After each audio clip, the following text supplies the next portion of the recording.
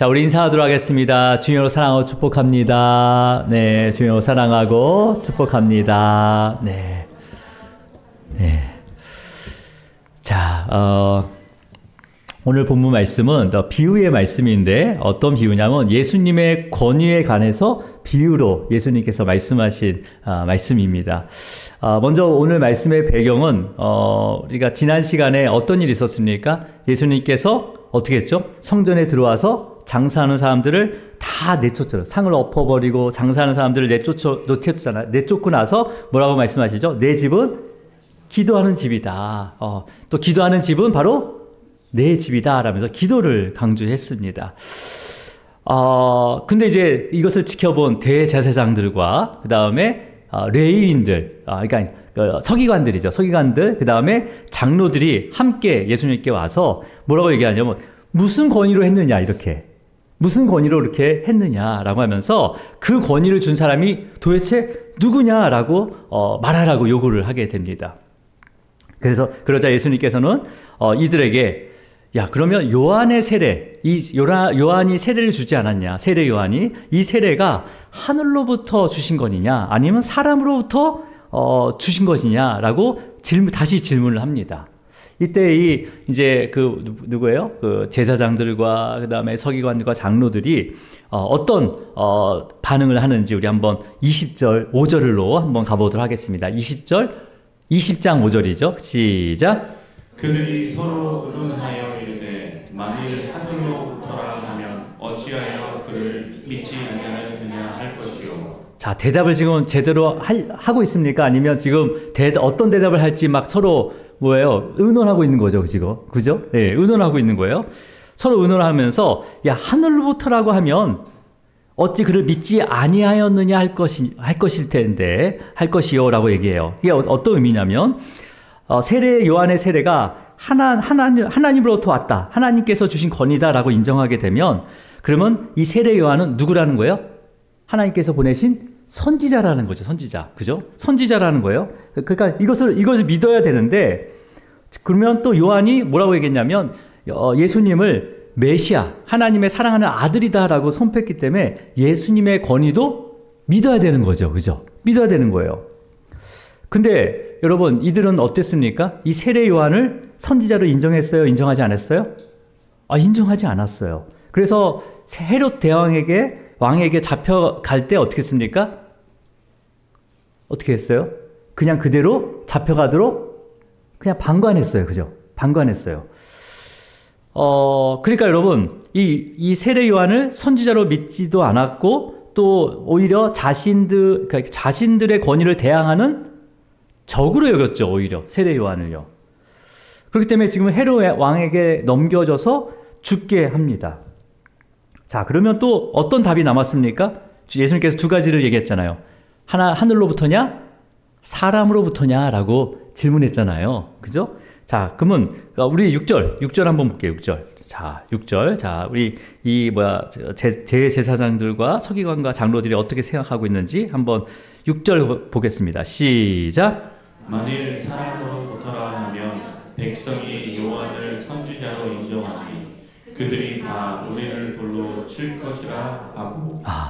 지금 보세요. 그 당시에 대부분의 이스라엘 백성들은 세례 요한을 선지자로 인정하고 있었다는 거죠. 그러니까 이것을 인정한다면 선지자로 인정하지 않았던, 받아들이지 않았던 대제사장과 서기관과 장로들은 하나님의 선지자를 배척한 거죠. 대적한 거죠. 그러면 율법에 의해서 어떻게 됩니까? 당연히 돌로 쳐서 죽게 되는 거예요. 그죠? 그러니까 이거라고 얘기할 수 있고, 그러니까 하늘로부터냐, 사람으로부터냐, 이 두 개의 답을 할 수 있다는 거예요, 없다는 거예요, 이 사람들이? 어떤 답도 하면 이게 다 문제가 되는 거죠. 그죠? 네. 대답할 수 없기 때문에 알지 못한다. 알면서도 알지 못한다고 하는 거죠. 그러면서 그럼 뭐예요? 끝까지 예수님의 권위를 인정하겠다는 거예요? 안 하겠다는 거예요? 그렇죠. 안 하겠다는 거예요. 네. 예수님이 이때 포도원의 농부의 비유를 들기 시작합니다. 그러면서 그 내용이 이제 9절에서부터 16절까지의 내용이죠. 포도원의 농부의 비유. 자, 여러분이 너무나 잘 알고 계시는데 제가 내용을 요약하면 이렇습니다. 한 사람이 포도원을 만들어요. 뭐 개간을 해서 하든 돈을 들여가지고 포도원 자리를 사든 아니면 그 자리를 그래서 그 포도원을 만들어요. 그래서 농부들에게 세를 주고 먼 나라로 떠나게 됩니다. 자, 그러면 여러분 포도원 주인이 농부들에게 세를 주었다는 것은 어떻게 하는 거예요? 한 달에 한 번 월세를 내는 개념이 아니라 매해 포도를 수확한 다음에 여러 가지 이제 비용도 빼고 자기들의 수고비도 빼고 그 다음에 나머지 비용을 이제는 내는 거죠, 그죠? 분깃을 내는 거죠. 일정한 금액을 포도원 주인에게 보내줘야 되는 거예요, 그죠? 보내줘야 되는 거예요. 그런데 이 농부들이 세를 보냅니까, 안 보냅니까? 어떻게 아세요? 세를 안 보내요, 세를. 그러니까 하도 안 보내니까 포도원 주인이 누굴 보냅니까? 종을 먼저 보내요. 그래서 세를 주시오 했는데 이 농부들이 세를 줍니까, 안 줍니까? 이 종을 어떻게 해요? 종을 때리고 능욕을 준대요, 능욕. 이게 능욕은 뭐냐면 부끄러움을 준다는 거예요, 막. 그래서 종이 다시 돌아왔어요. 자, 그러면 또 다른 종을 보내게 되죠, 그죠? 보내게 돼요. 자, 그래서 그 종에 보내니까 세를 줍니까, 안 줍니까? 안 줘요. 이때는 이 종을 상하게 했다라고 해요. 여기서 상하게 했다는 것은 고문을 해가지고 거의 죽기까지 만들어서 내쫓았다는 거예요. 그래서 이 포도원 주인이 보낸 종을 죽을 정도로 만들어서 그냥 거리로 그냥 버렸다는 거죠. 그래서 이 그러니까 세 명의 종을 보냈는데 다 세를 받지 못하고 이렇게 버림을 받게 됩니다. 그래서 포도원의 주인은 고민하다가 마지막으로 누굴 보내게 됩니까? 자, 우리 13절로 한번 가볼게요. 13절 시작. 포도원 주인이 이르되 어찌할까 내 사랑하는 아들을 보내리니 그들이 혹 그는 존대하리라 하였더니. 여기서 내 사랑하는 아들이 여러 명이 있는데 그 중에 사랑하는 아들 이런 개념이 아니라 유일한 아들을 보낸다는 거예요. 유일하게 사랑하는 그 아들을 한 명 보내는데 그러면 이들도 안다는 거죠. 이 농부의 그 주인에게는 아들이 한 명밖에 없다는 것을 알고 있다는 거예요. 그래서 내 사랑하는 아들을 보내게 되면 혹시 그들이 내 아들을 존대하지 않을까라고 하면서 보내게 됩니다. 그러니까 뭐예요, 지금? 포도원 주인은 이 아들, 정말 귀하게 하나밖에 없는 이 아들을 보내면 세를 주겠구나라고 기대하고 있는 거죠. 그죠? 기대하고 있는 거예요. 자, 그러면 농부들이 이 포도원 주인의 그 사랑하는 아들을 딱 이렇게 보냄을 받아서 만났을 때 이들을 존대할까요? 자, 우리 14절로 가겠습니다. 14절이에요. 시작. 농부들이 그를 보고 서로 운운하여 이르되 이는 상속자니 죽이고 그 유산을 우리의 것으로 만들자 하고. 자, 지금 농부들은 포도주인이 보낸 유일한 사랑하는 그 아들을 만났어요. 근데 존대하기는커녕 어떻게 합니까? 서로 모의해요. 어떻게 하기로 해요? 이 상속자를 죽이면 그 재산이 다 우리께 되겠네? 라고 하면서 이 주인을 강도같이 모의하는 거죠.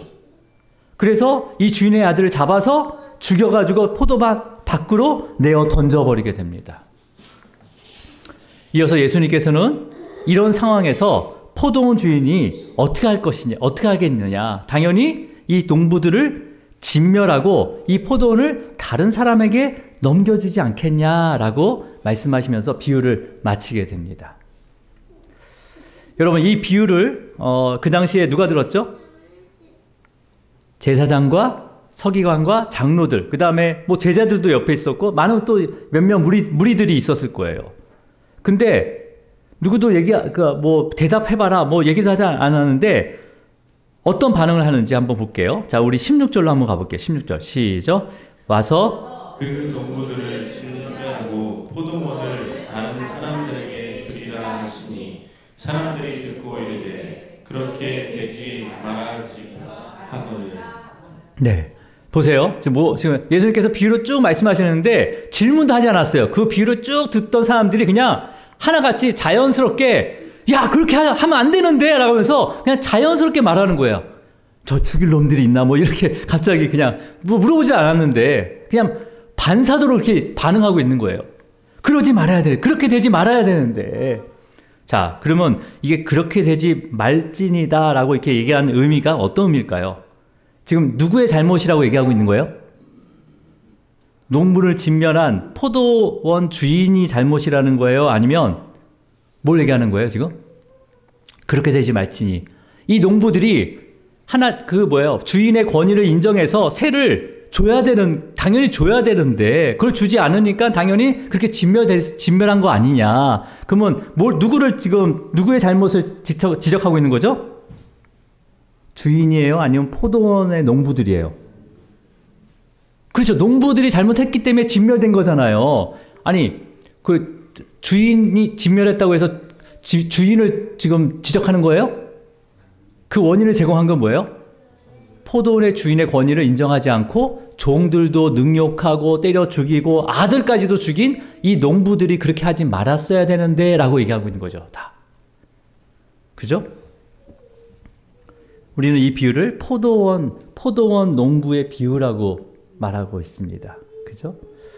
여러분, 이 비유를 들었을 때 여기에 등장인물이 누가 있습니까? 포도원의 주인, 그죠? 포도원을 만든 주인하고, 그 다음에 또 누가 있죠? 농부들, 그 다음에 또 주인이 보낸 종들, 또 사랑하는 주인의 아들, 이렇게 있어요. 이게 누구냐, 이 사람들이 각각 누구냐라고 말하지 않아도 우리는 알고 있습니다. 이 사랑하는 아들이 누군지는 그 당시에는 뭐 정확하게 모를 수 있겠지만, 포도원, 이 구약 성경을 배경으로 볼 때 그 당시에 이 비유를 듣고 있던 유대인들은 이 포도원, 포도나무와 포도나무가 모여서 포도원이 되는 이 포도원은 이스라엘 나라라고 생각하고 있었어요. 왜냐하면 구약의 시편에 보면 주께서 한 포도나무를 애굽에서 가져다가 열방을 쫓아내시고 그곳에 심으셨다라고 기록이 되어 있거든요. 그렇기 때문에 이스라엘 백성들은 이스라엘 나라를 뭘로 비유한 거예요? 포도나무, 포도원으로 한 거죠. 그러면 이 포도원, 이 포도원이 이스라엘 나라라고 생각한다면 포도원을 만든 포도원의 주인은 누굽니까? 당연히? 그렇죠. 하나님이 되는 거죠. 그죠? 여기까지는 유대인들이 다 알고 있는 거예요. 자, 근데 그러면 포도원의 농부들은 누가 되는 겁니까? 포도원의 농부들은 당연히 그렇죠. 이스라엘 백성들, 그 당시에 이스라엘 백성들, 또 누구예요? 제사장들과 서기관들과 장로들, 종교 지도자까지 포함된 자들이 포도원 농부들인 거죠. 그죠? 일손이 모자르면 어떡합니까? 또 일손을 불러야 되는 거잖아요. 그죠? 자, 그러면 포도원 주인이 보낸 종은 누구를 가리키는 거죠? 하나님의 선지자가 되는 거죠. 그죠? 그렇다면 포도원 주인의 아들은 누구를 가리키는 걸까요? 그렇죠. 예수님을 말하는 거죠. 유일한 하나님의 아들이신 예수 그리스도를 예표하고 있는 거죠. 그렇죠? 그 비유에는. 자, 그러면 이미 세례 요한을 통해서 알려줬어요. 이는 내 사랑하는 아들이다라고 이렇게 한 것처럼 예수님이 하나님의 아들임을 증거했고, 또 여러 가지 기적과 이적을 통해서 예수님이 하나님의 아들이다라는 것을, 또 메시아임을 여러 차례 또 알려주셨어요. 그죠? 그럼에도 불구하고 그 권위를 인정하지 않고 예수님을 죽이려고 의논하고 있는 이 제사장들과 서기관들과 이 장로들의 모습을 어떻게 합니까? 이 포도원의 농부의 비유를 통해서 지적하고 계시는 거죠.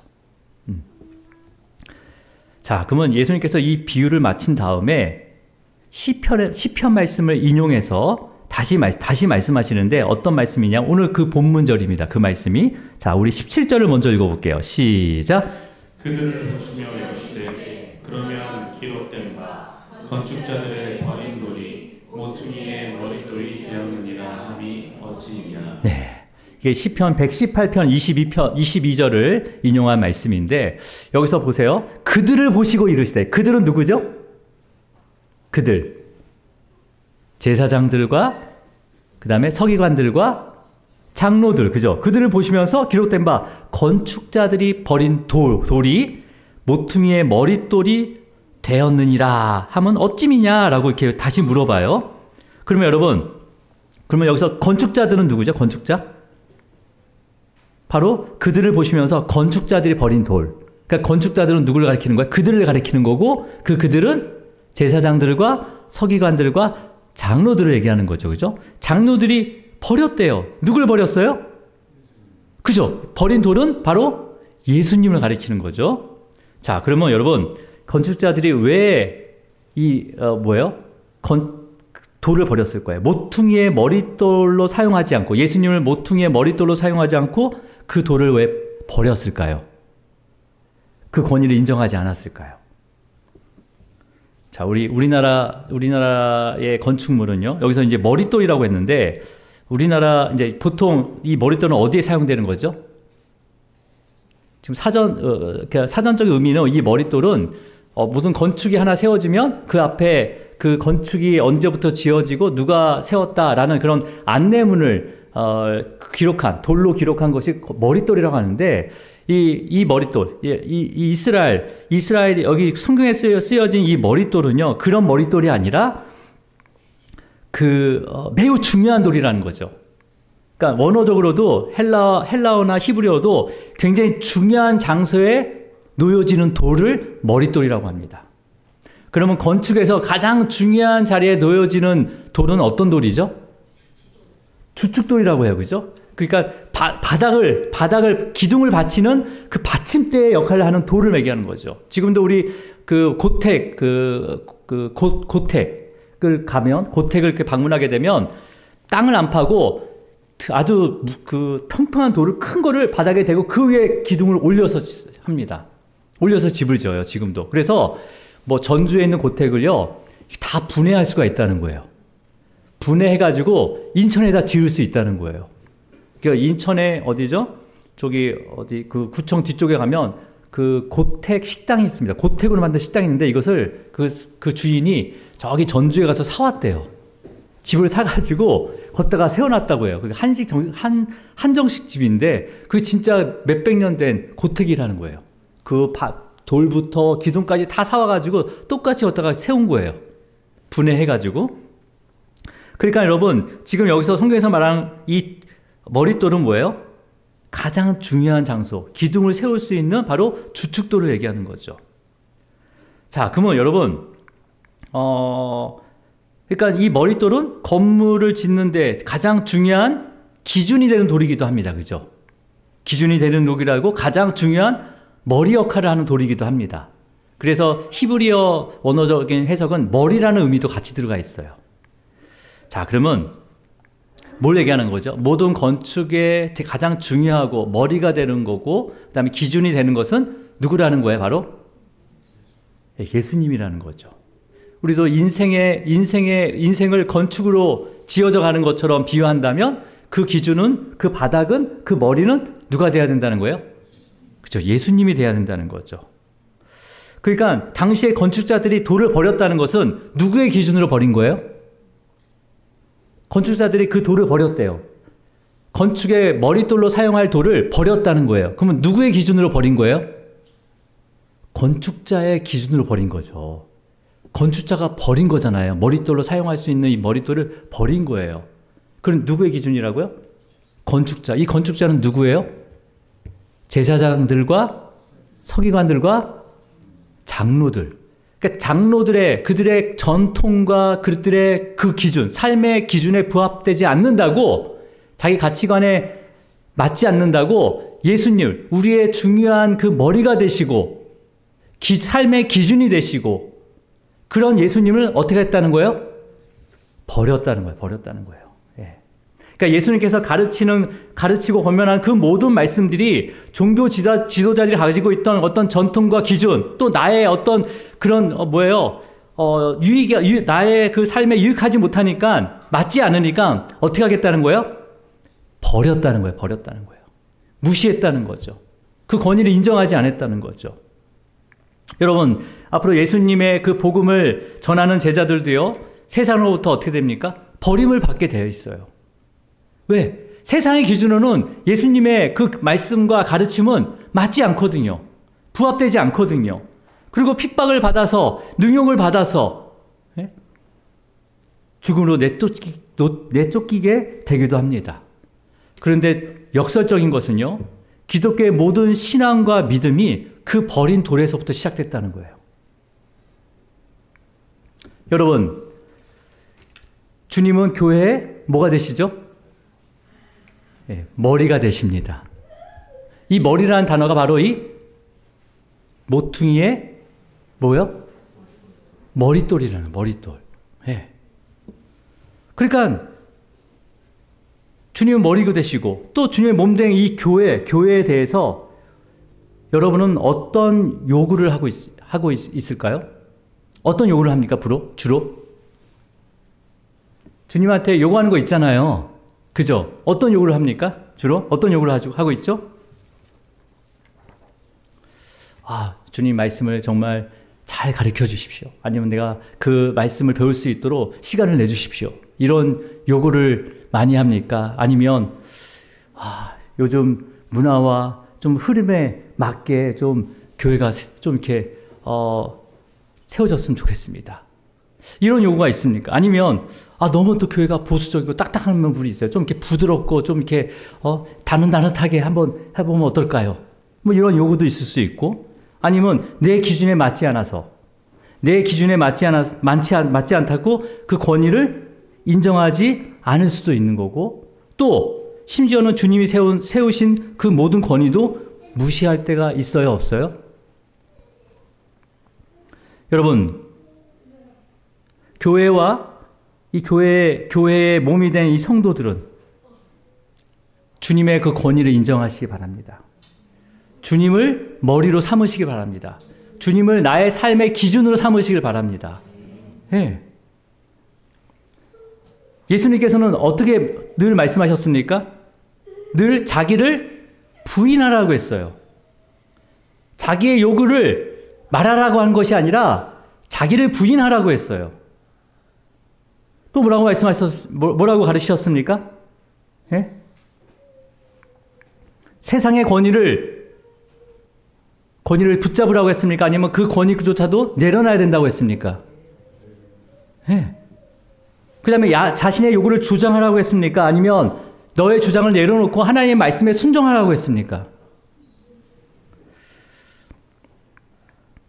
주님께서는요, 뭐라고 말씀하셨냐면, 정말 주님이 주신 그 말씀에 순종하면서 자기를 부인하라고 했어요. 그리고 오히려 썩어지는 한 알의 미랄이 되어서 또 죽어가는 그 불쏘시개로 태워지는 소금 같은 역할을 하라고 했어요. 그래서 생명의 열매를 맺게 하고, 그 다음에 죽어가는 그 불씨를 살릴 수 있는 존재가 되라고 가르치셨습니다. 그죠? 여러분, 소금과 빛, 이건 되게 밀접하거든요. 소금과 빛은 따로 둘 수가 없어요. 왜냐하면 그 당시에 소금을 썩지 않는 음식을 썩지 않는 그런 간을 하는 그런 기능도 있었지만은 성경에서는 뭐라고 되어 있습니까? 불쏘시개의 역할도 소금이 한다고 했어요. 그러니까 죽어가는 불에다 소금을 넣으면 어떻게 돼요? 그 불이 살아나서 빛을 낸다는 거죠. 그런 의미에서 빛과 소금의 역할이에요. 그러니까 소금과 빛의 역할을 한다는 거죠. 소금이. 자, 그렇다면 여러분, 예수님께서 그 말씀을 비유로 말씀하신 다음에 또 뭐라고 말씀하셨냐면, 우리 18절로 한번 가보겠습니다. 18절. 시작. 무릇 이 돌 위에 떨어지는 자는 깨어지겠고, 이 돌이 사람 위에 떨어지면 그를 가루로 만들어 흩으리라 하시니라. 자, 예수님께서 돌을 얘기해요. 이 돌은 어떤 돌입니까? 무릇 이 돌이라고 했어요. 그 머릿돌. 바로 누구를 가리키는 거죠? 예수님. 건축자들이 버린 머릿돌이죠. 그죠? 그러면 보세요.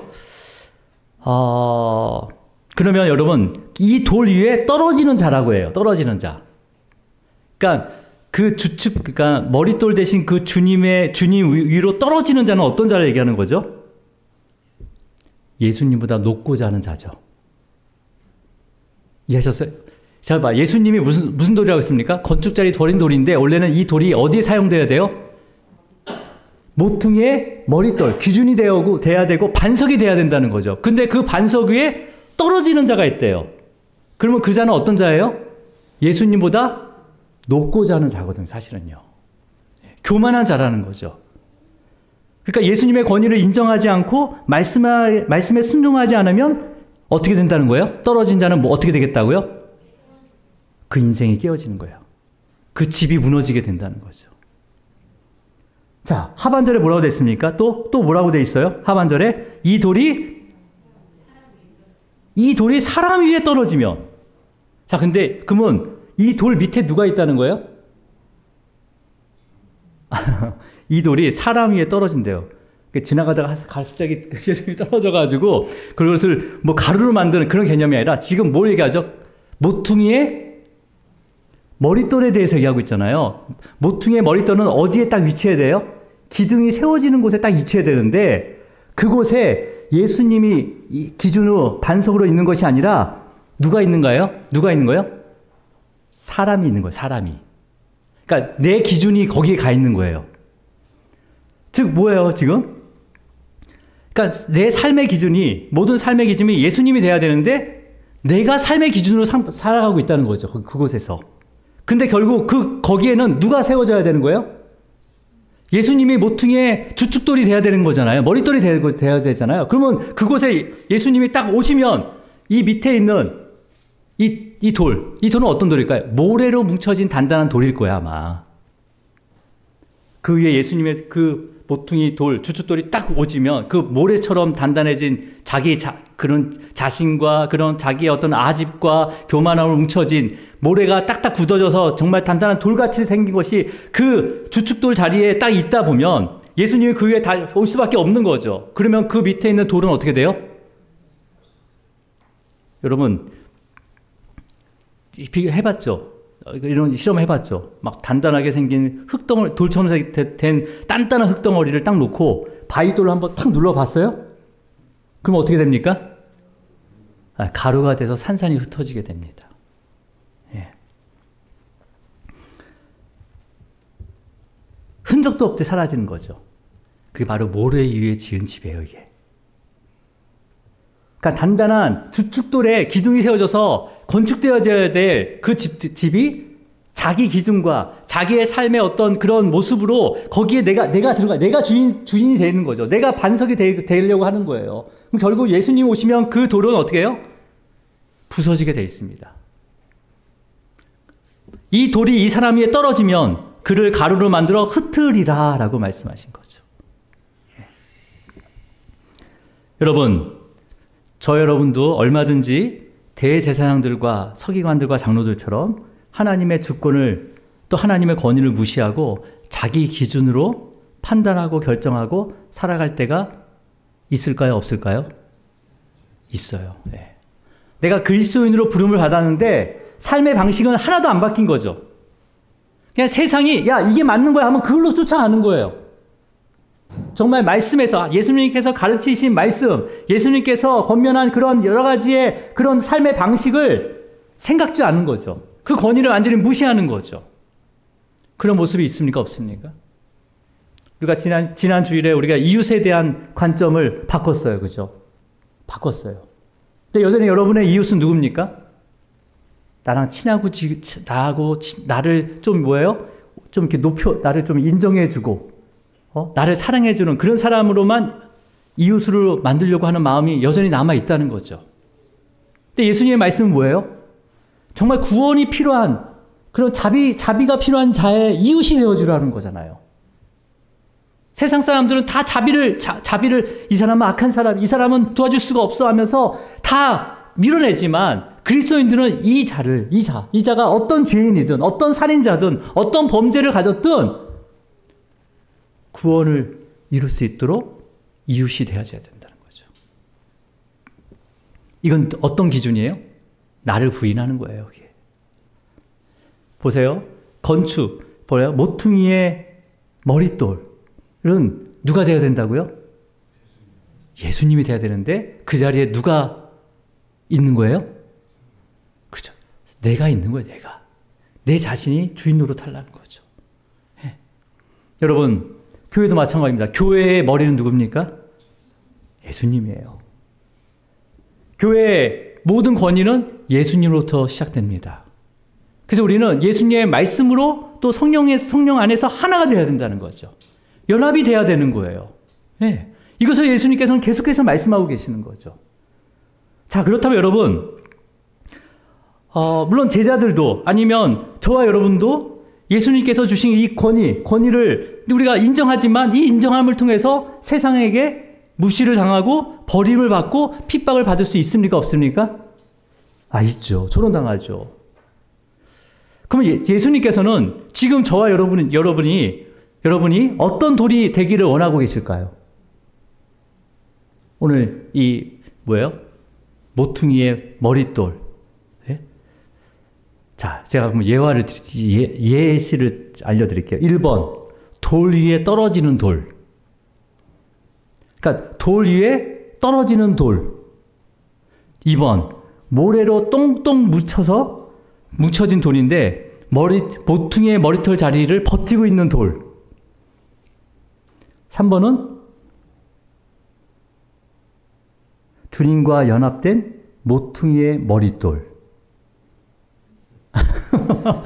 너무 쉬워요? 고민도 안 하시네? 예? 보세요. 주님이 머릿돌 되십니다. 우리의 삶에. 그죠? 근데 주님이 우리의 삶의 머릿돌을 딱 인정하는데 자기는 다른 데다 기둥을 세우고 있어요. 그럴 수 있어요? 없어요? 예. 여러분, 주님이 머릿돌이 되신다는 것은 또 우리를 뭘로 삼으시겠다는 거예요? 머릿돌로 삼으시겠다는 거예요. 근데 어떻게 가능합니까, 그게? 예수님과 연합이 돼야 돼요. 그러니까 주님의 모든 권위를 인정하고 그 말씀에 순종하고 주님과 연합된 저와 여러분들을 세상에서 버려지더라도 주님께서는 모퉁이의 머릿돌로 사용하실 것이다 라고 말씀하시는 거예요. 그러니까 예수님은 나의 반석이십니다. 그러니까 나도 주님과 함께 반석이 되어야 된다는 거죠.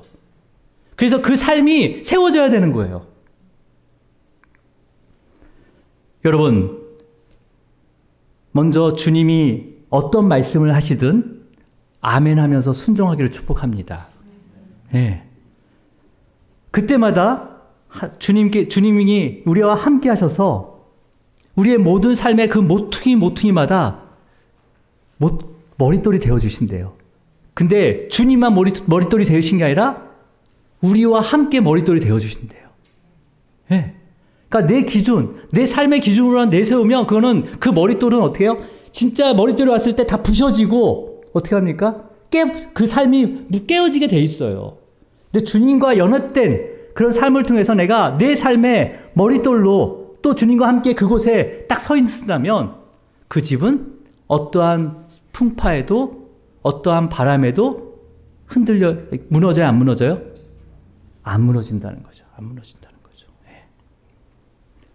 그러니까 예수님이 나의 머릿돌입니다 하면 해놓고 기둥은 딴 데 가서 세우고 있다는 거죠. 우리는 같이 함께 연합이 되어서 그 집을 지어가야 되는데 여러분, 주님은 지금도 우리를 모퉁이의 머릿돌로 사용하기를 원합니다. 어떻게 사용합니까? 주님과 연합된 삶을 통해서 그렇게 사용하시겠다는 거예요. 주님과 연합된 삶. 예. 그 주님과 연합된 삶은 뭐예요? 하나님의 권위를 인정하시기 바랍니다. 하나님의 말씀에 순종하시기 바랍니다. 하나님 세우신 그 권위에 또 순종하시기 바랍니다. 그랬을 때 내 인생의 모든 그 모퉁이의 돌이 든든하게 세워진다는 거예요. 여러분, 앞으로 많은 모퉁이의 머릿돌이 여러분이 되기를 바랍니다. 가정에서도 아니면 직장에서도 사업장에서도 주님과 함께 그 모퉁이의 머릿돌이 되어주시기 바랍니다. 그랬을 때 여러분, 하나님의 나라가 그렇게 아름답게 세워지는 거예요. 우리를 통해서도 같이 세워진다는 거죠. 그 영광을 우리에게 주신 거예요. 주님께서 바치고 있지만 모든 영광을 누구에게 주신다는 거예요? 우리에게 주신다는 거죠. 함께 누리게 하신다는 거죠. 그러면서 우리가 어떻게 됩니까? 나의 기준이 아닌 주님의 기준, 주님의 말씀에 순종할 때 어떻게 됩니까? 우리는 점점점 주님을 닮아가며 성화되기 시작하는 거죠. 여러분, 한 주간도 여러분의 그 모든 삶의 모퉁이의 그 머릿돌을 주님을 고백하시기 바랍니다.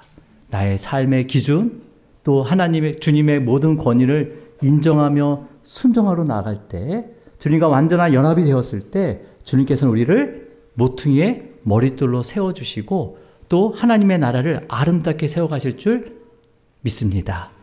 기도하겠습니다. 주님 아버지